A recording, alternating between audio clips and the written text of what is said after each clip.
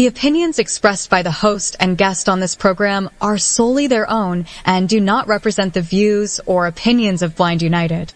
We strive to provide diverse perspectives and discussions on our platform, but the opinions expressed should be understood as personal viewpoints and not reflective of Blind United as an organization.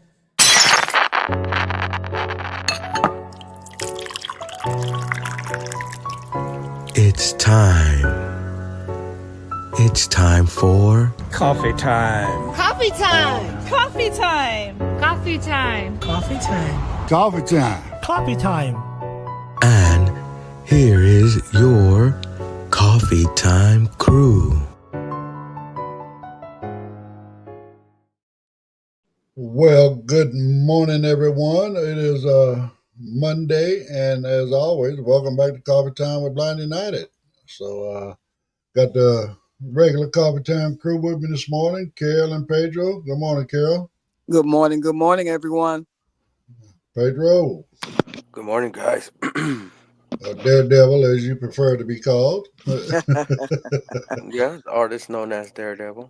Also known as Daredevil. So, anyway, it is at the beginning of a new month, and although we did have our movie on Friday, we showed, what is that, Medea's Destination Wedding. Oh, it was a pretty good movie, so I enjoyed it. I did too. It was really, really good, Ed.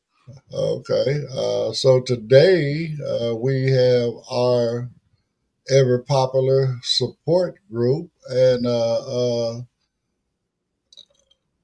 bottom line, what is the name of it? The Search for Meaning by Victor somebody. It's a book he wrote, but Dominic always comes at stuff from a different angle, so I'm looking forward to see what this one's going to be, and he always does a really, really good job of bringing it around to where we can relate to it. You know what I'm saying? So come on in, hang out with us tonight at 6 p.m. Pacific time.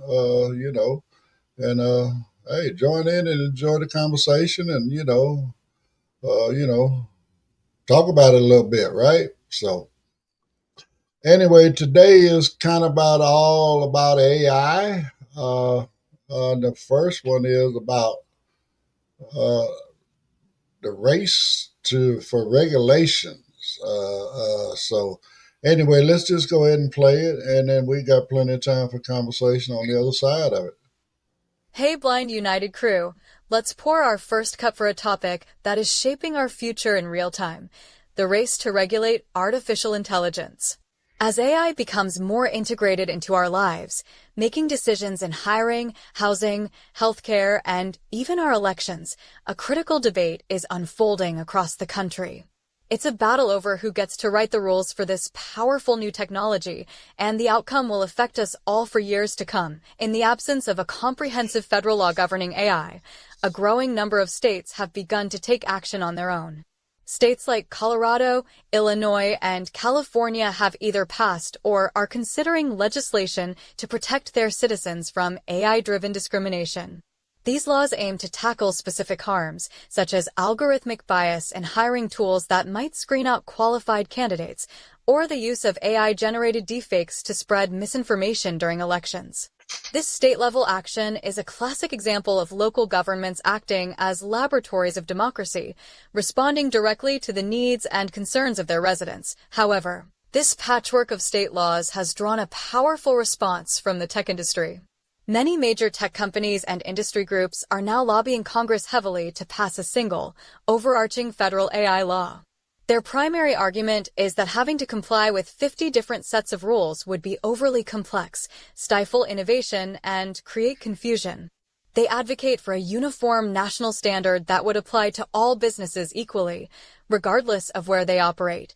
This push for a federal law comes with a major catch, a legal concept known as preemption. Many of the proposed federal bills include preemption clauses, which would override, and in many cases, completely erase, the stricter laws already passed by the states.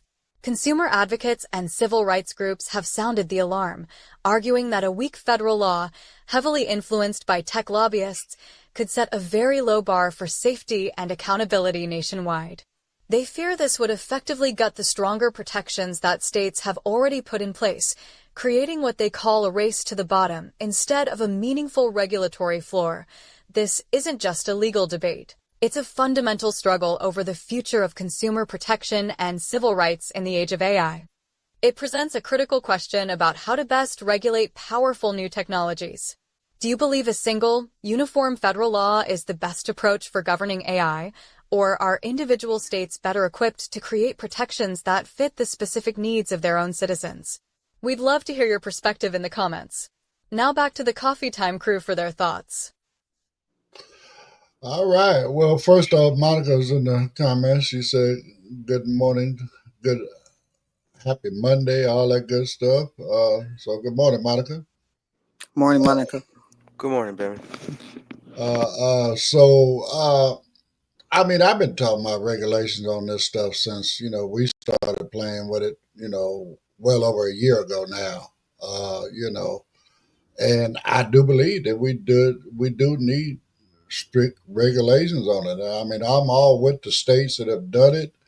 The problem being, I mean, this is something that the government should be doing, but because of money in politics and all that stuff, and these tech bros, and they up there, just sharing the wealth all over DC, and we may not get the regulations we truly need. I mean, and then to give them free reign for 10 years. I mean, look at where AI has gone, from the time it became, widely used, popular within, mainstream society to where it is now.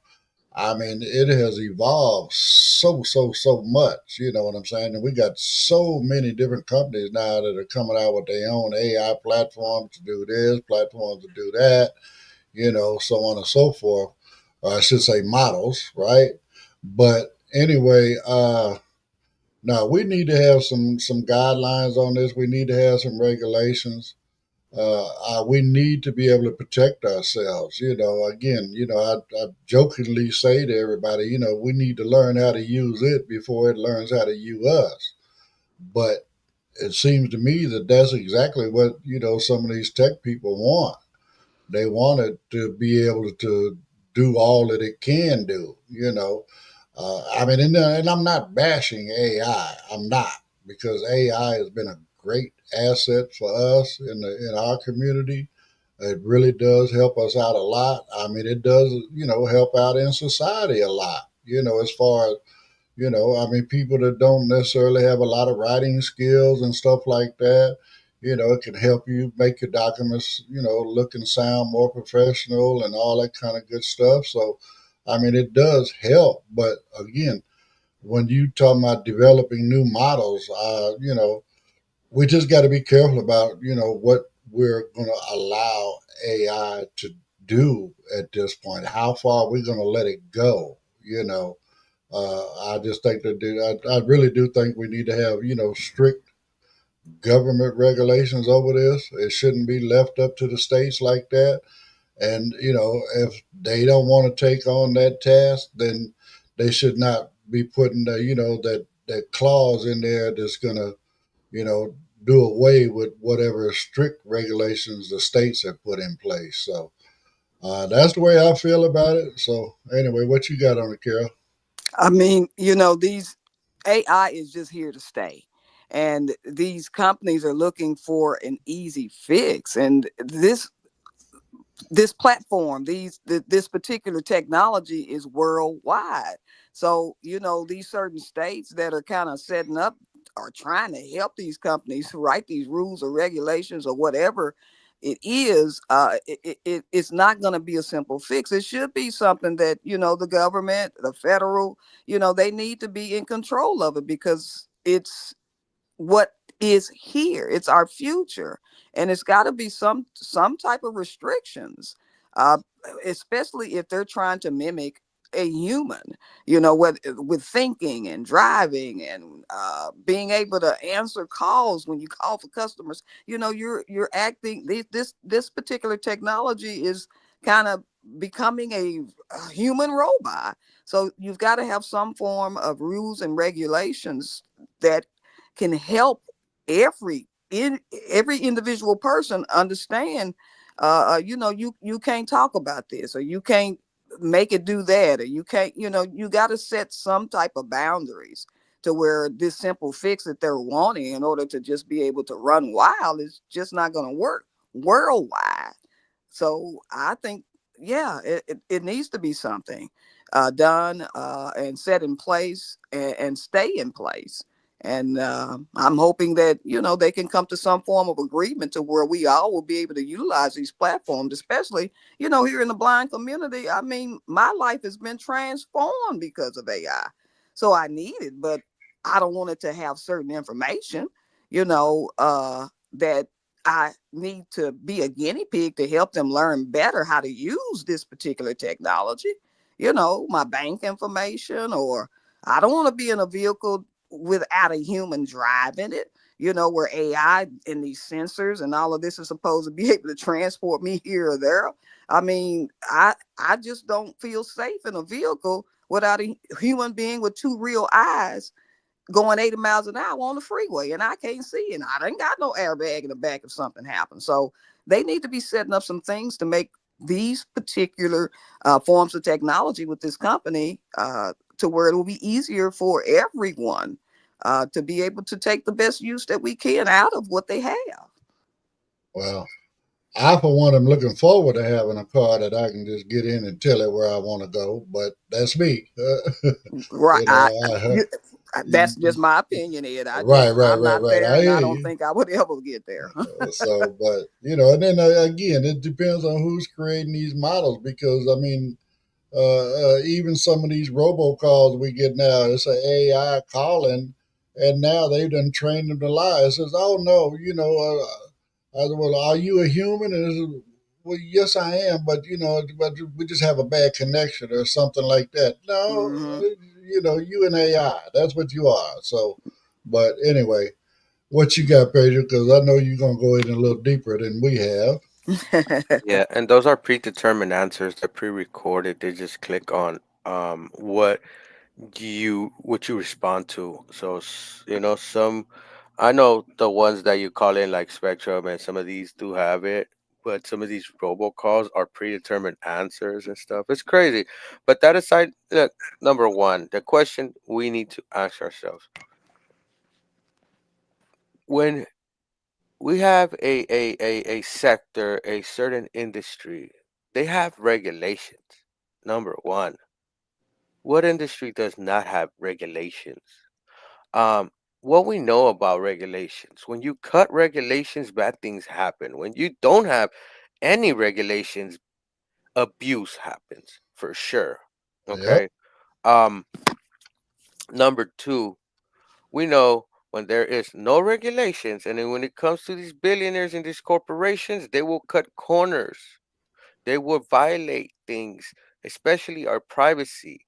Um, the government is there to at least put ethical, basic guidelines to guide these states for their rule and lawmaking when it comes to these AI companies.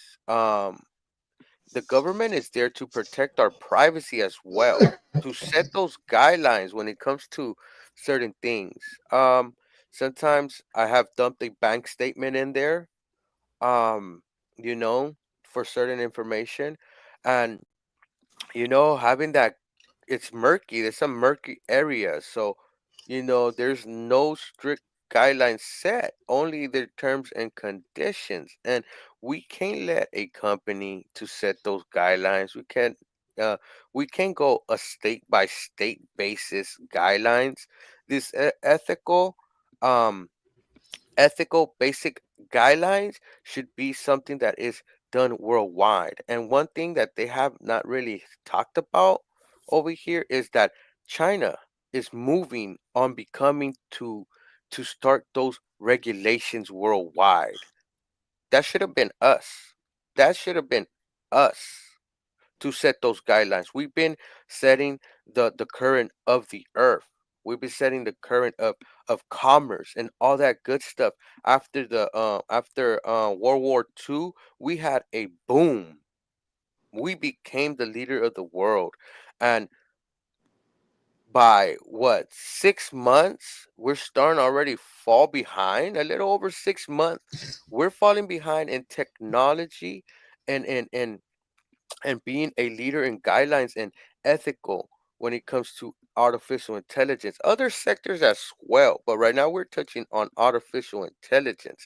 And for China to move and try to and making the guidelines for the world benefits them in the long run, like it would have benefited us if we would have been the first ones there and setting those guidelines. But when you have so much money in politics and stuff like this, things like this happen. And you know who loses? Us as citizens, as American citizens, we lose different ways. We lose in our privacy. We lose being the first one in place for making these regulations for the world because we, as a United States of America, the country of freedom, would understand ethical guidelines more than a communist country can, run by a communist government that only gonna want to put guidelines for itself and benefit itself. We have to think about that.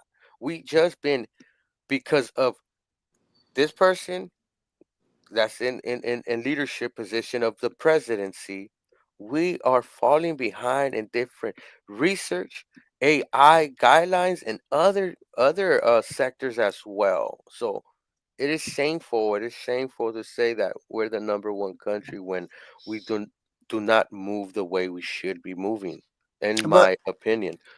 Pedro, China has always been first with technology. I mean, it's just worldwide, everybody just knows that. Now, true enough, America, we are full of immigrants. And when I say immigrants, I'm speaking of all of us. So that we have the brain power. I just don't understand why we are not number one. But they've all computers and all of these different little China's always been the one that's been at No, the no, top. they good. But see They're a what you great don't understand. manufacturer, is what they are. Right. Let's be clear, Kel. They come here, they go to school, they learn to develop the technology here, then they go back and then they start manufacturing. They take their degrees, they take their knowledge, and they go back home and do what they do. Yeah, yeah, Okay. also we develop technology here and we send it to manufacture over there. And there's been reports and there's been investigations. They believe that the Chinese government is able, since they kind of some of these companies that is in China is part of the Chinese government, and the way their system works is, I think, 49 government or 51 the government, or I'm not too keen on On the the numbers. integral details, but they have access to those companies. So let's say we give them a blueprint. We say this is our type of technology. This is a patent. This is ours. But here you go. You have to make it. You can't leak these out or nothing. But the government can look at them, and there's been suspicions and speculations, and that they bring out other technology like us, like the same one like they stole, but it's just slightly different. So there's speculations there Right. I about that. mean, they've always been the number one counterfeiter. You know what I'm saying? Mhm. Right. Mhm. I mean, Right. it's serious. I mean, Yeah. Yeah. they've done it with money. They've done it with products. I mean, you talk to, let's go here with one of the well-known American brands, Zippo lighters. Yeah. I Okay, have one. I have okay. one. Well, are you sure it's American made? I bought Because, it. I bought it 30 years ago. So yeah, it is. well, I don't know, Carol, because they've been counterfeiting them since they became popular. Mm. That's the whole point. I'll look. I'll have to have someone look. Well, yeah, I use my medicine and see if it'll tell me where it You was know, made at the well, no, bottom. it ain't gonna say that. It ain't gonna tell you because why would a counterfeit say "made in China" on it? You know what I'm Gotcha. saying? Okay. Because that's gonna keep you from buying it. They want it to look like it's made in America, right? They Okay. want to make it. They want to make it look identical to what you buy at the store, and they do that not only they do Oh it with wow. everything. Because it has a buffalo nickel on it. I bought it 30 years ago. I Mhm. still have the box and the original warranty and All right, everything on it. Yeah, it's an original. It says but I again, got the like I said, paperwork that came in a little box, but I I I don't know. believe you, Carol. I believe you. But yes, China is known to have be a big counterfeit maker and stuff like that. But it comes when it comes to our technology, especially our A classified energy technology, meaning that it's new, meaning it's the newer version, new type of techniques and skills that it takes to manufacture something like that, right? They have the infrastructure, but we come with the idea, we come with the technology, and sometimes it gets stolen. It has been proven, it's been speculated, it's been in some investigations, but with governments deal with governments, that's a whole other issue. right, But you know and if we were serious about being America first, we would have been already putting an active plan to build the infrastructure for those companies to come back and build these products. If we don't want our technology to be stolen, if we really right, want That's true. Americas to go back to work, we need factories. If we need blue collar jobs, is what we need in this country. Yeah, Blue and we got collar. the room. We have well, land. I don't understand why we can't do it. well, again, because we got tariffs on our in our way. But anyway, we're gonna move. We're gonna move into the next one. The next one, like again, today is kind of about all AI all day. So again, let's jump in a couple promos, and then we'll get back with the next article.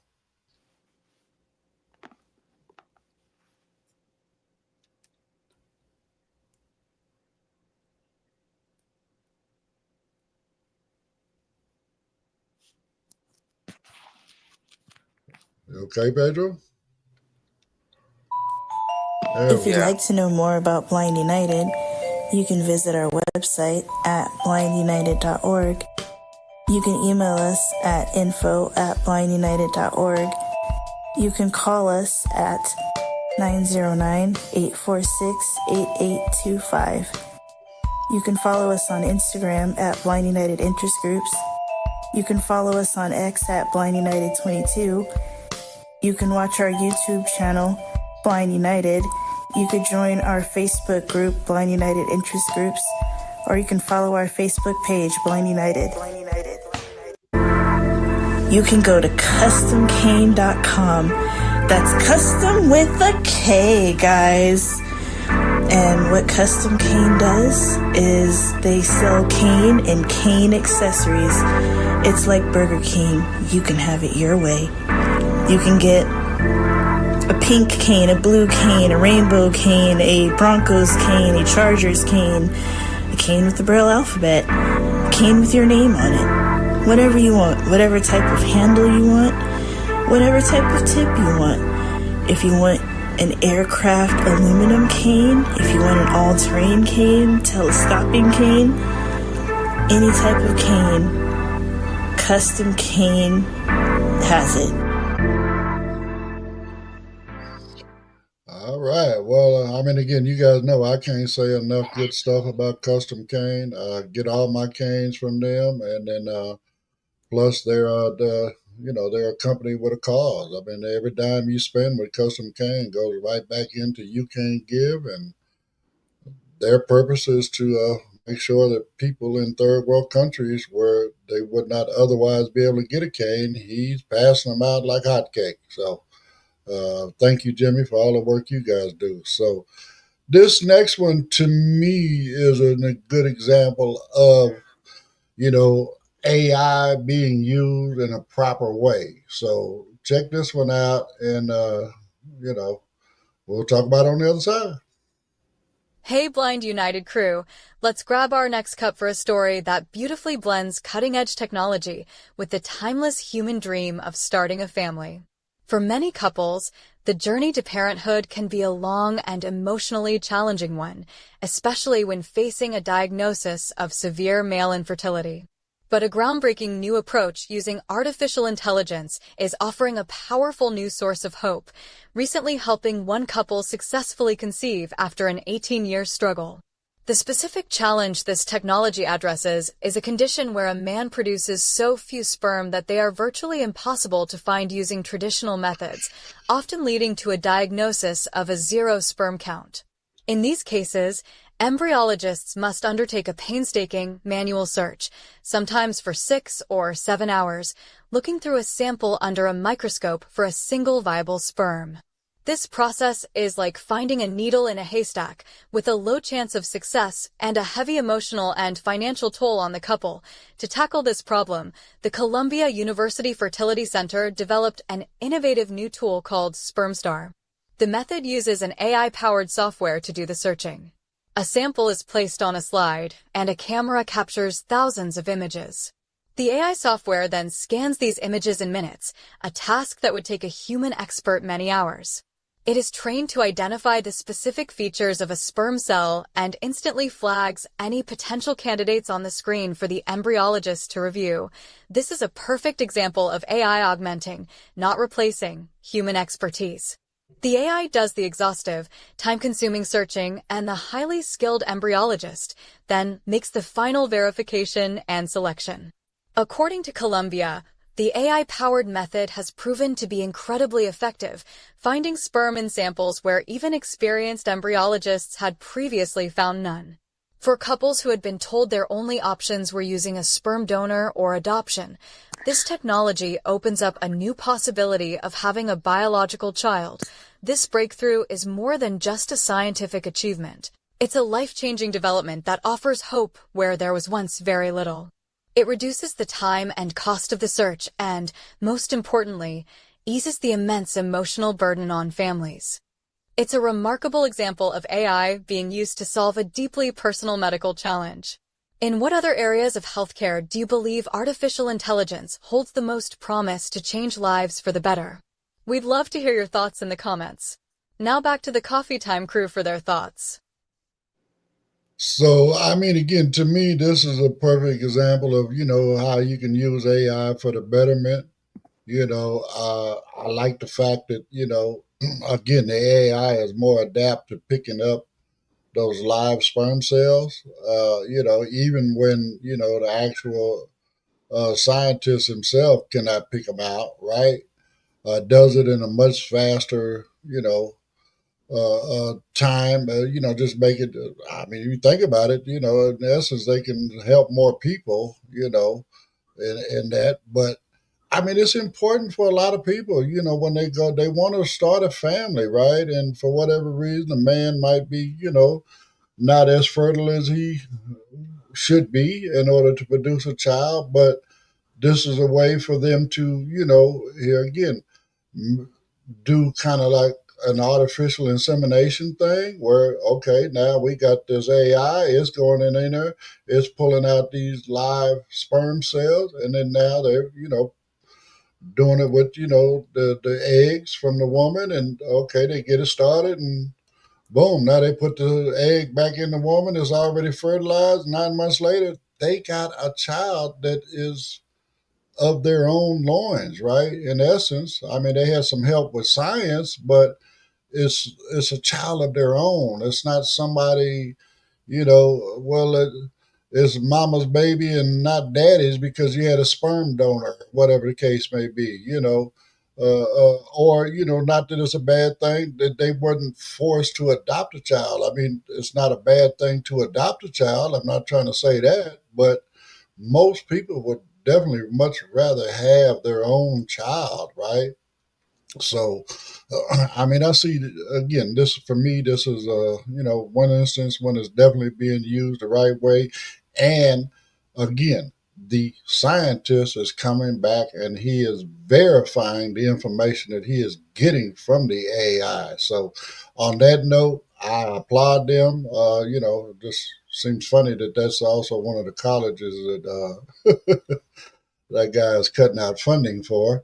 Hmm. But but again, it can be used in the right way. You know what I'm saying? Who knows whatever medical breakthroughs we can discover through AI, right? But again, it has to be verified.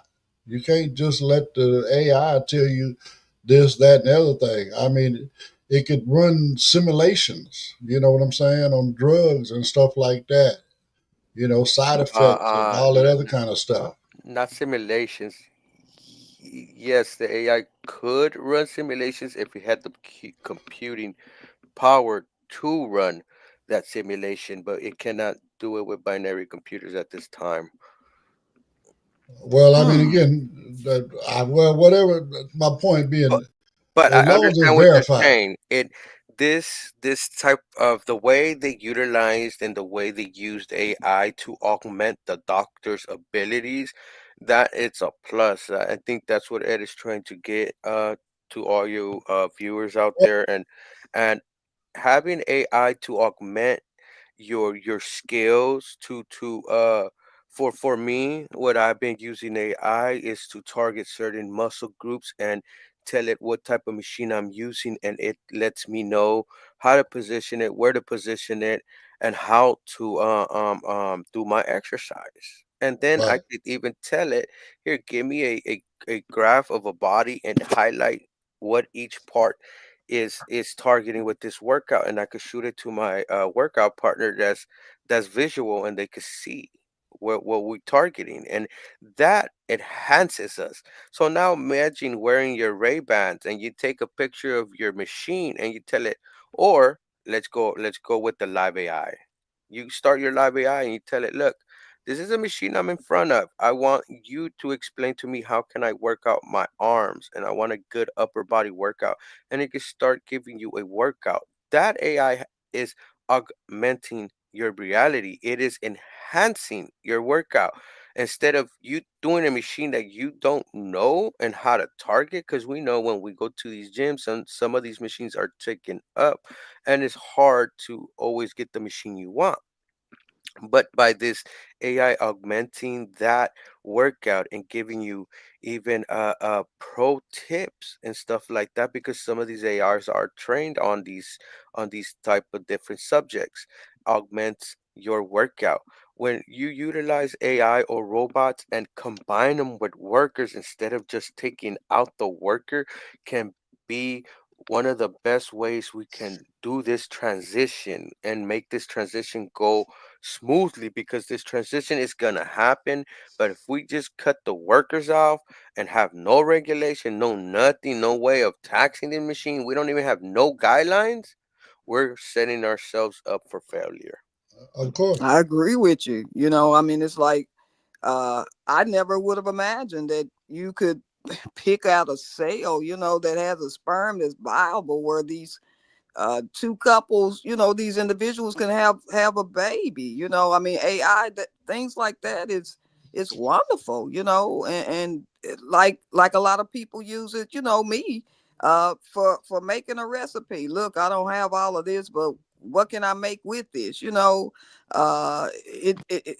know some parents that use it to help them, like how to explain to their child when they lost their hamster, because some things you just don't know how to approach, even though you've talked with several, human friends, but that might not be the way you want to do it, because you know your child better than they do. So, they Exactly. utilize that, and it's helpful in a lot of ways, to where it helps you with your, I know me, my everyday life. It dresses me.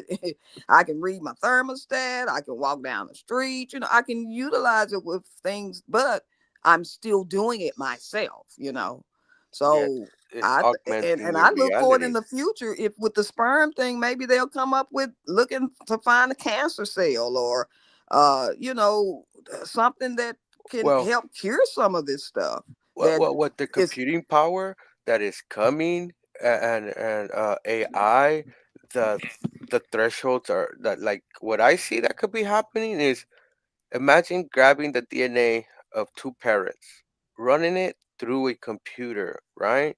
Knowing and able to pinpoint what mutated cells are or DNA is in that parent, and able to change that DNA sequence to better improve or take out that gene that might cause an eye disease, that can cause other diseases. Once we have the computing power for AI to run these computing tasks, it's going to be a game changer. You'll be personalized medication, meaning they could run your DNA sequence through a computer and develop a compound that can directly target your DNA, directly target your body for better and optimal performance with these medications and these vaccines. So the opening of the computing power and increasing is going to open the doors for way more. Uh, um, Even when it comes to mapping the the DNA genome and mapping a sequence, meaning let's say you want to put a cell in and we want to sequence a DNA from a dinosaur. Well, we need so much computing power to actually run that whole sequence and make up and see what those DNA sequences are gonna develop, like skin color, fur, or eye color, or the size of the eye, nostrils, mouth, all that. Every single centimeter of that body is in a DNA sequence that will take so much computing power. But we're in the threshold of that computing power becoming reality. Right. Well, again, anything that we can do, like you say, to help mankind, I'm with it. But when Mm-hmm. you allow it to just go, wild, wild west, and let it do whatever, people, and then again, also something else we got to take into consideration. The people designing these various models, they're putting in, their perspectives on certain things, and stuff like Hmm. that, Mm-hmm. so you got to be really, really, really, really careful about this stuff. So that's another reason why we need these regulations, because Right. we don't want somebody's, personal opinion about something to, influence the AI to where, it might give a good results for this type of person, and and not for the other. It needs to be equal across the board for everybody. It needs to be safe for everybody across the board.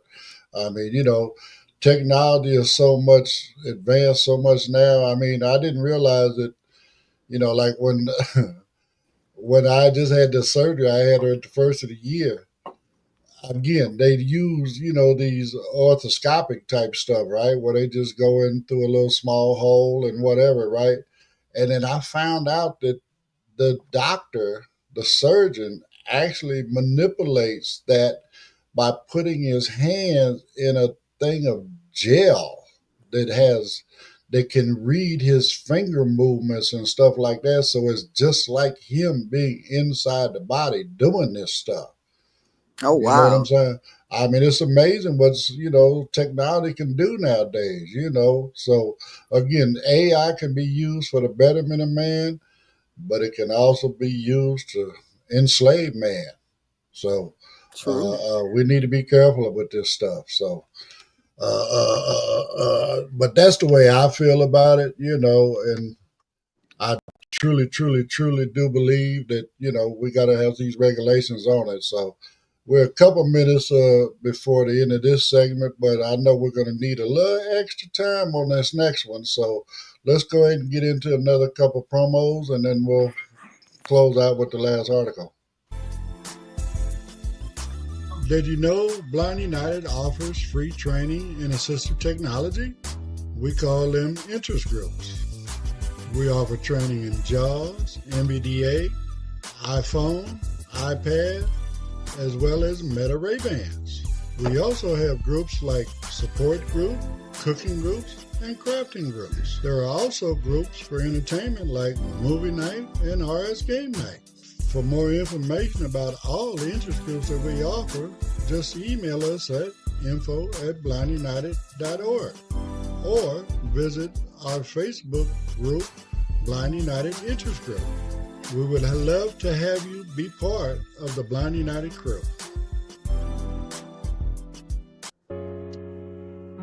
Hey, coffee time crew, we got something new. Support the mission and look fresh too. Fresh rock that blue with the logo in white. Blind United shirts, yeah, they feeling right. Just 20 to hand and you're part of the cause. Helping blind folks level up, no pause cars. From Jaws with Andy to Hall Ace Tips. Support group love and crochet kits. Movie nights rolling, the vibes are lit. Every shirt you buy helps all of it. So cop that tee, be proud to wear. You're lifting up lives with every pair. Email us now, don't let it slide. Info@Blind United or join the pride.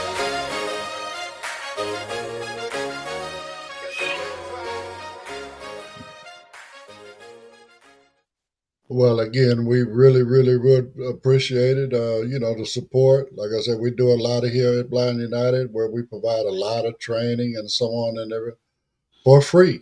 And this is one way that you can help support our cause and, make it possible for us to be able to continue to do what we do here at Blind United. So, anyway, this next one it has to do with the iPhone and Apple AI and that kind of thing, but it shows that Apple is making a shift in their business plan. So check this out, and we'll talk about it on the other side.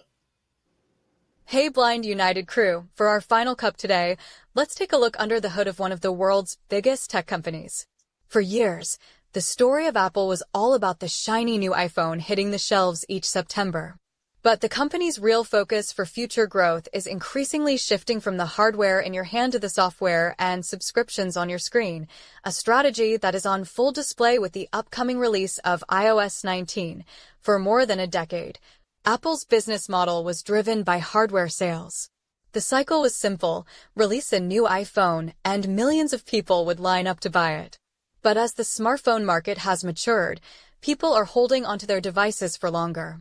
In response, Apple has made a significant pivot to growing its services division.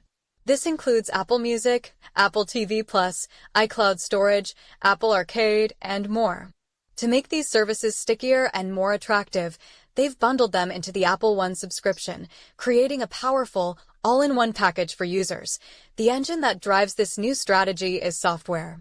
With each new version of iOS, Apple introduces features that are deeply integrated with its paid services, giving users a compelling reason to subscribe or upgrade their plan, even if they aren't buying a new phone.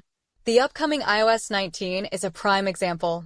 It is expected to be packed with new artificial intelligence features, branded as Apple Intelligence, that will be woven into core apps like Mail, Messages, and Photos. While many of these features will be free, some of the most powerful ones will rely heavily on cloud processing, which in turn relies on having enough iCloud storage, a key component of the paid Apple One plans. This creates a brilliant business model. A user might not need a new phone this year, but to unlock the full potential of the software on the phone they already own, to get the smartest new AI features, the best photo editing tools, or the most seamless integration, they will be nudged toward upgrading their Apple One subscription. It's a strategic shift from a one-time hardware purchase to a recurring monthly revenue stream. This ecosystem lock-in is incredibly powerful. The more you rely on iCloud for your photos, Apple Music for your playlists, and Apple TV Plus for your shows, the more convenient your experience becomes. And the harder it is to ever leave for a competing platform. Apple's strategy of deeply integrating its subscription services with its new software features is a powerful business model. As a user, do you find the convenience of the ecosystem and services like Apple One to be worth the monthly cost? Or do you feel pressured to keep paying to get the most out of your devices? We'd love to hear your thoughts in the comments. Now back to the Coffee Time crew for their thoughts. Well, I mean, myself personally, I feel pressure. Okay, now I got to subscribe to get the full potential of my phone. I mean, again, I don't use my phone like that. I mean, I know Pedro does. I know a lot of other people that do. So I mean, it might be of a benefit to them. Myself personally, I probably just deal with whatever comes with the package, unless the basic package, whatever you get for free on your phone, right? But if they start coming up short, then I might be forced to buy in. I mean, like Pedro was telling me a long time ago, Apple One and the memory, the cloud storage, and all that stuff. It really, really does help. But now they're bundling all of this other stuff in there with that. So again, uh, I don't know. It's like I say, it's a business model. I guess it's just like when you go buy a new car or whatever. Do you want what options do you want? You want power windows? You want crank windows? You know what I'm saying? You want AC or you don't want AC? Whatever. All of these different options. So it's just hard to think that hard to believe that now you got those same kind of options when you buy your phone, but at least you ain't got to trade the phone back in and get a new one to get the options. You just basically buy into the subscription. So anyway, again, I guess it just depends on how much you use your phone and what all you use your phone for. And I just don't see myself using my phone to that level yet. Maybe one day, but not right now. So anyway, go ahead, Carol. Well, I mean, for me, that's all I have. I don't have a computer, so I use my phone. But what I have is a 12, a 12 Pro. So when the new phones come out, I plan on getting a 16 because with what they are even offering as a subscription or not a subscription, I'm still not gonna have access to it unless I get another phone. So, that's a deterrent, but it's time for me to do it. I'm one of them that I hold on to my phone. If it ain't nothing wrong with it, why am I going to turn it in? And I don't believe the story. I think they just trying to make up money. Might be tariffs. I don't know, but people in line every year for these phones. Maybe that has gone down, but I know too many people that can't wait to see because they got to have the latest and the greatest. So I don't believe that they're losing money on that end. I just think that they're trying to make up for something. 99 cents for memory or storage or Apple Music, I think is 11.99. And now you trying to add all this other stuff. Do I have to now start paying for the ISO package too? The next new great thing that's supposed to be software update. Am I got to pay for? Do I got to pay for that? I mean, so I just think that this is just another way for them to try to make some extra money. Maybe to make up for this, or maybe not. It's just my opinion, but I don't think that they really losing money because I know too many people every year they got to get the next one. So that's just Right, all I got to say. I'm gonna get the 16. I'm not gonna get the newer one because I really don't need it. Uh, right. I don't I don't take a lot of pictures, but I do want to be able to access my mail or my this or that or have if anything help Siri. The AI is nice, but make Siri a little bit better, a little bit user friendly too. So I'm gonna Uh, wait and see, but I I don't keep plan on saying it. subscribing to nothing else than what I already have. I would keep saying it. I've been saying it forever. Siri is okay, but Siri is not your friend. Siri cannot do everything for you. You She's just need convenient to now, you but need to learn how to navigate your phone. Anyway, true, you right. uh, and again, I know they're saying iOS 19, which actually would be the next one. But correct me if I'm wrong, Pedro. Isn't they talking about moving it to iOS 2026 or something like that, or iOS 26? Yeah, iOS 26 is the new naming scheme, and I think it fits. They're all trying to get everything together. So it's better than iOS 8, 19, and then iOS 11 for the TV, iOS 11 for the watch, and why have them all crazy or like that? It's like when you get a new car, you get the what Toyota Camry 2026. It will come out 2000 in the end of 2025. They should do the same. Why not? But when it comes to the new update and all this, and Apple and wanting to compute things online. I don't think their subscription based thing is gonna be like that. I haven't seen any type of signs going that way because the computing happens on device. This is what they've been saying all this time. It's gonna happen on device, so you don't need no cloud computing unless you're using ChatGPT, and I don't see ChatGPT charging you at this time. They haven't said anything like that, so I don't know um, where the article might have got its information. I'm actually running iOS 26 at this time. I've been liking its some of its AI powered features. It's not AI features yet. AI powered features, meaning yes, we get some feedback and other little things like that in our watch and our phone, but it's not fully there yet. It will be, but when it comes to Apple One, the thing that I kind of don't like is, you have a music subscription for your family, then you have the 2 terabyte plan and stuff, and you're like, I want these, only these two, but then they're like, well, you're paying a little more because you have them individually. Would you like them to be bundled and then they stick you with these other subscriptions that you don't need? They're in the bundle, but they say you will save money, but I don't know. It'd be if I had to pay for computing power in the cloud, I would have a iffy sense about it. What do you mean? I'm buying a $1,000 phone, $1,200 phone, has 16 gigs of RAM is what you're gonna tell me it got. But now you're telling me I have to subscribe to computing online or cloud computing. I don't see it happening. I think it would turn off people. Apple and yes, I've been noticing for the last 5 years, and they needed to do something like this. They were falling a little behind because let's be real, you can only sell so much phones. Everybody, almost everybody and their mama has a phone now. Before there was a open wide market. Now there's smaller margins within selling phones, but selling subscriptions is something new.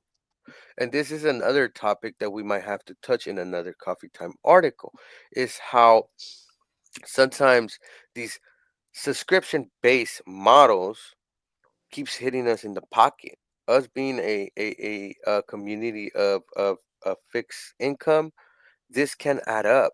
We had a subscription to Envision's app, the Envision app. Now I think they made it free because I bet you no one was subscribing. But the same thing seeing AI can do, being my eyes can do, but they wanted to charge.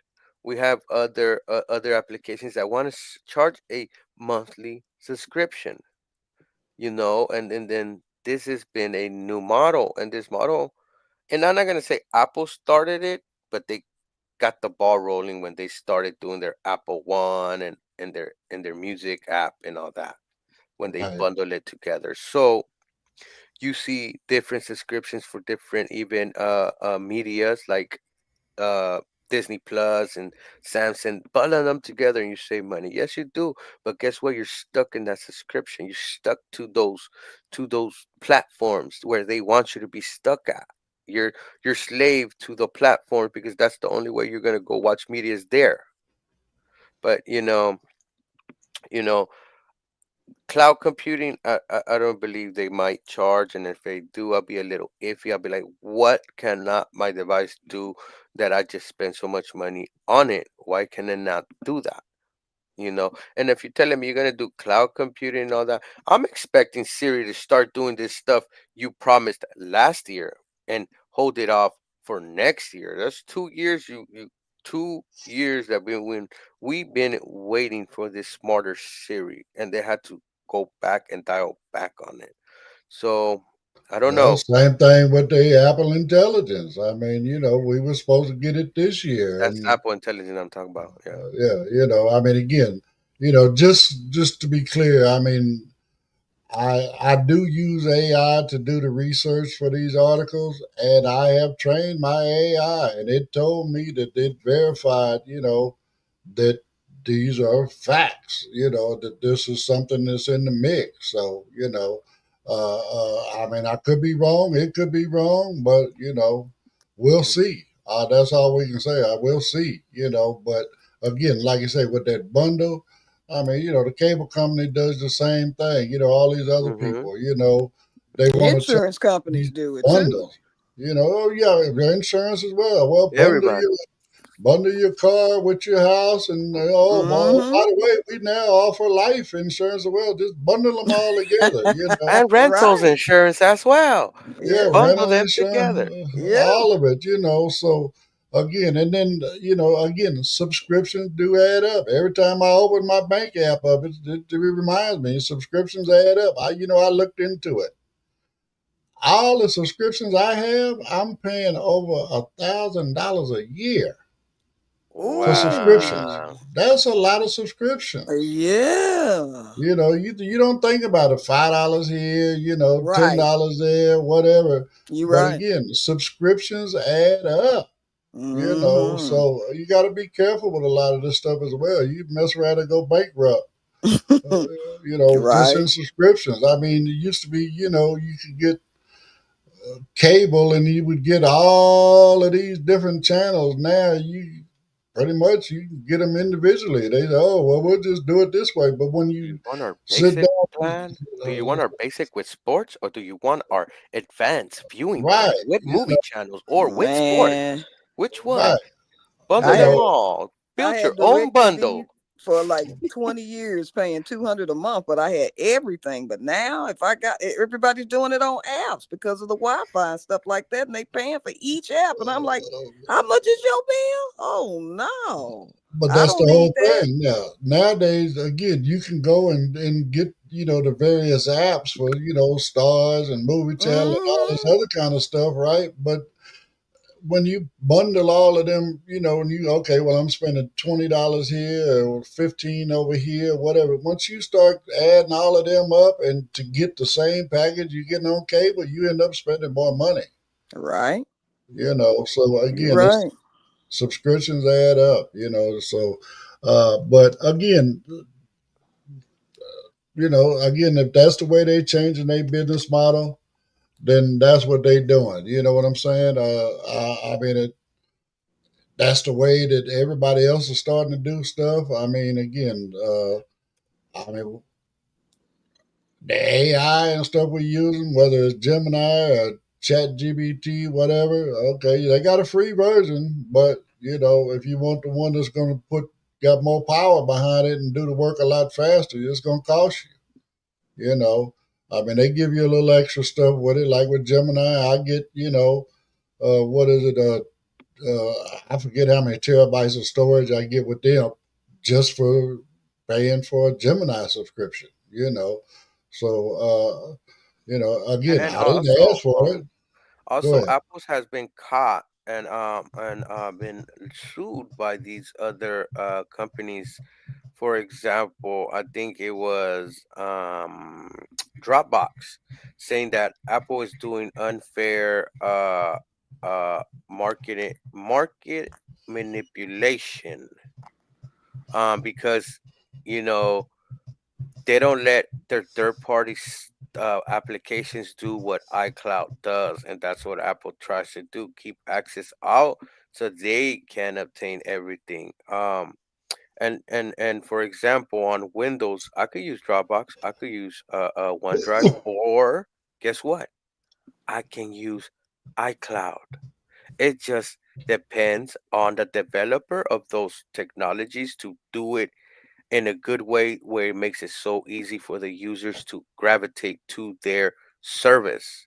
But Apple in their iOS, sometimes they don't like to play nice with third party applications. And I think this is the reason why they wanna try to keep more of the income, I guess, in their devices. And I and mean, it's the again, ease of access. I ain't gonna lie. I like being in the Apple ecosystem, but when you get a device that doesn't work with that ecosystem, it's a little headache. Mm. well, I remember back in the day when they went after Bill Gates about market manipulation. He said, well, no, I got a better product. It ain't my fault. Don't get mad at me because Windows is the best thing out there. But Right. that's what it was, and that's kind of the same way that Apple is doing it right now. Don't get mad at us because we got a superior product. Well, You know, Windows. were more of a open, meaning go ahead and create your application and you have full access like my application does too. Apple keeps certain things closed and be like, no, create your application just like our application, but you don't got used to these other little features that we have. That's what Right. I mean, I get that's you, not but fair. That's not again, fair. Market. again, 10, I figured it was maybe 15, I don't know how many years ago it was now, probably 20 years ago, whatever, when they brought Bill Gates in for Senate hearings on Yeah, the yeah, I on the remember. I remember that. I remember that. Yeah. But back then, there was a lot of things that other platforms could not do on Windows, So you had to get Windows to be able to do what Windows could do, and none of these other third-party, softwares, they couldn't get in there. That was part of the issue. So, I mean, they've evolved a lot since then, probably due to those Senate And the hearings. issue was their firmware, their their OS was the issue, meaning they're the only OS installed in personal computers. Now we have Linux, Apple, and a little bit of Android, but not really too many other companies that do that type of software type development, meaning Well, and the OS. again, just to be clear, that's corporate America's mindset. No, we're going to keep that money in house. You know what I'm saying? Just like, anybody that's been to Vegas lately, there's no such thing as a Las Vegas Strip anymore. Okay. All of the new hotels that are being built, they're spread way out. Why? Because they don't want you walking from their hotel to another hotel. They want you to get there and stay there. They're making their hotels bigger where they got so much attractions and and so on and so forth to keep you in their facility, and then they make it difficult for you to go to other facilities. You used to be able to just walk out and walk down the boulevard and get to another casino. Now you gotta go get your car out of the parking lot or whatever the case may be and drive, however many miles to the next casino. So anyway, but we are at the end of our show for this Monday. And as always, we really, really appreciate everybody for coming in. If you could just do us one more little favor and then run over there and whatever platform you're on, please like, subscribe, share, follow, comment, all that good stuff. It really, really, really does help out. And it doesn't cost you a dime. So on that note, we're going to call this one to an end. Wait a minute, I ain't even up on the button yet. I'm sitting there saying goodbye. I've done that before, right? But we are getting ready to get out of here. We've been having so much fun, just kind of slipped. That's all. Well, I get caught up in the conversation. Yeah, that's what I'm saying. You know what I'm saying? I forget where I need to prepare myself for this, right? And Pedro gives me that single with that music, and I just, I need to move up there as soon as he gives me that music. That's what it is. So, but anyway, again, thanks everybody for coming in. Pedro, Carol, I appreciate y'all. And we will see you guys on the next one. Have a great rest of your day. And don't forget to join us at 6 p.m. for Support Group with Dominic Martin. Have a great day.